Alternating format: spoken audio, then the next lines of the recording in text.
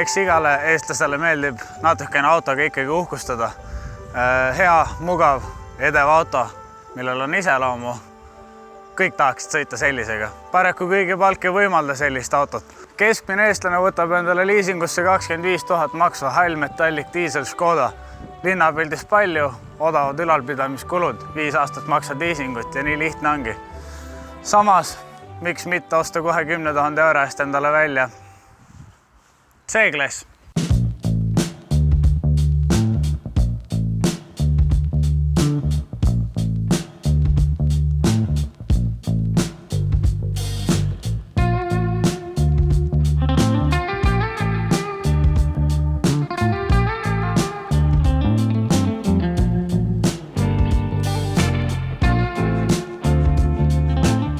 See on siis 2010 aastat C-klassi Mersu sedaankerega.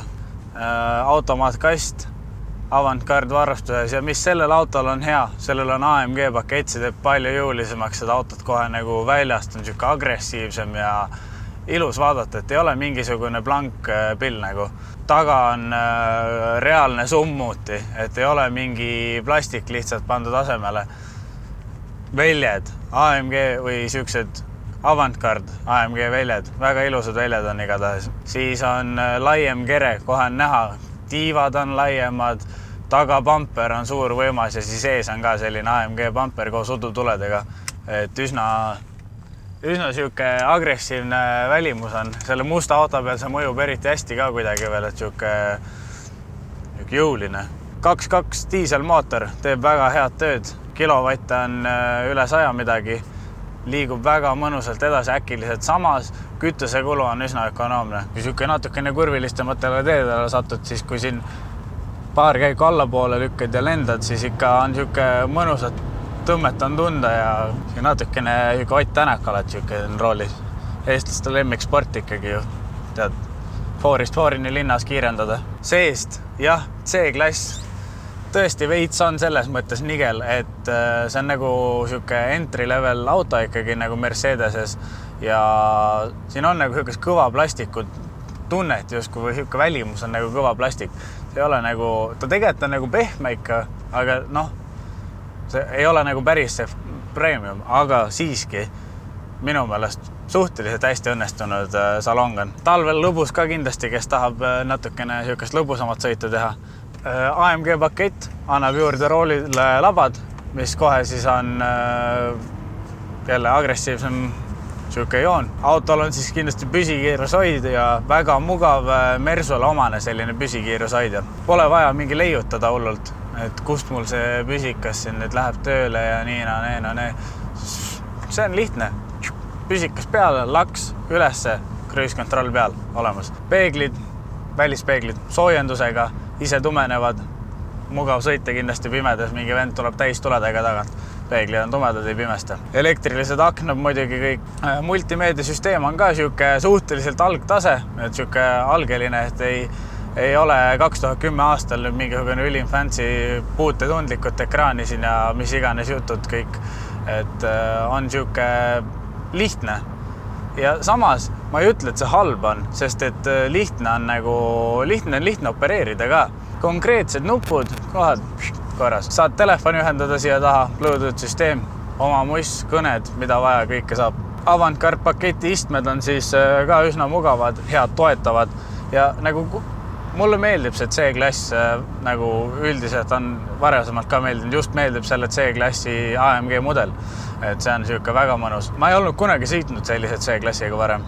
Ja nüüd, kui ma sellega ära sõitsin, mul oli C-klassist selline natuke madalam arvamus, et on ikkagi siuke plastmass ja siuke natukene, mitte nii nagu premium ja nii nagu agressiivne, aga ma pean ütlema, et ma olen eksinud tõsiselt. See on tegelikult väga mõnus auto. Maanteel praegu sõidame 100-ga. Ma ei pea karjuma, kõik on väga vaikne, siuke mõnus. Sellel autol siis ka veel kapott on tehtud niimoodi, et see tõuseb võimalikult kõrgele püsti ülesse, et saaks mõnusalt seal alla asjatada, kui midagi on vaja ise seal nokitseda, aga üldiselt ei ole vaja sul ise midagi seal nokitseda. Boschi kojamehed on siin autol, väga hästi puhastavad ekraani sul ära.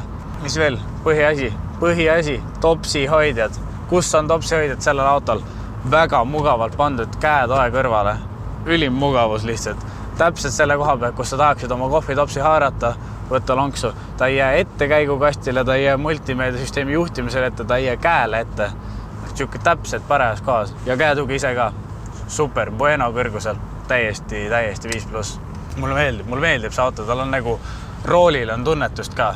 Ta on siuke natukene teravam, natukene jõulisem, et sa pead ikkagi natukene rakendama jõudu ja keerata seda rooli, et sõrme otsaga nagu on kehva seda juhtida. Lagi on must, siuke korralik taksopill, et saad siin eest paneelist saad juhtida tagumist ja tulesi, saad neile tuleb põlema panna, et saavad oma asju vaadata seal, mida vaja.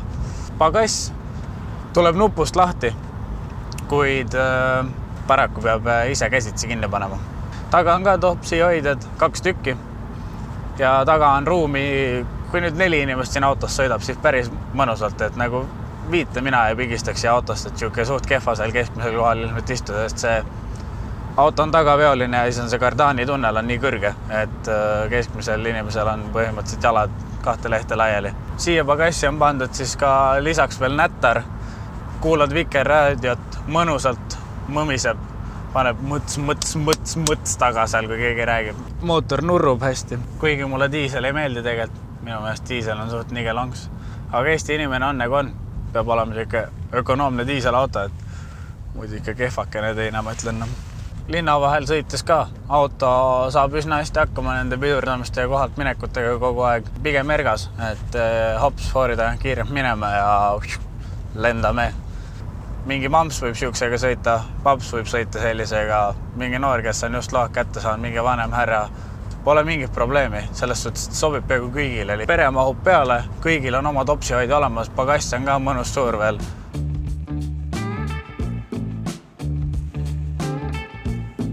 Noh, ma ei tea, kas sa ostaksid nüüd nagu pigem 10 000 eest endale Škoda või sa ostaksid Mersu nagu. Minu puhul siin ei ole küsimus, ma pigem ostaksin 10 000 eest sellise Mersu eest, arvestades selle Mersu hoolduskulusi asju, siis see ei ole mingisugune kallis Mersu, see on ikka kodavam Mersu, aga ta on ikkagi Mercedes ja see on nagu, sa näed neid detaile kohe, sa hakkad eristama kohe, kui sa varem sõitsid mingisuguse madalama taseme autoga, siis kohe on vahe sees. Selles suhtes mul ei ole mingit heiti mingi BEM-i vastu, aga see siin, see on nagu siuke natukene elegantsem, natukene agressiivsem väljast, silmal ilus vaadata. Pilgupööre veits võiks öelda isegi, et kui auto on ilusasti puhtaks pestud, läigib kindel pilgupööre.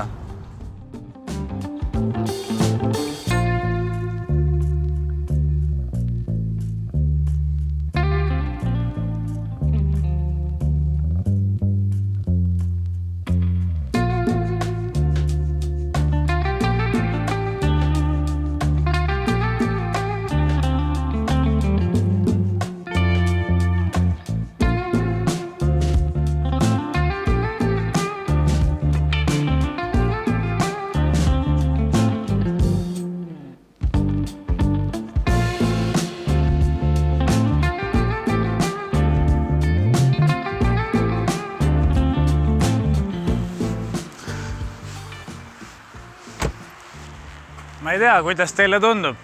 Kas see on 10 000 eest vähe autot? Keskmisel inimesel ilmselt elu kõige mugavam auto, mis neil on olnud. Aga mina lähen nüüd naudin laupäevast loodust.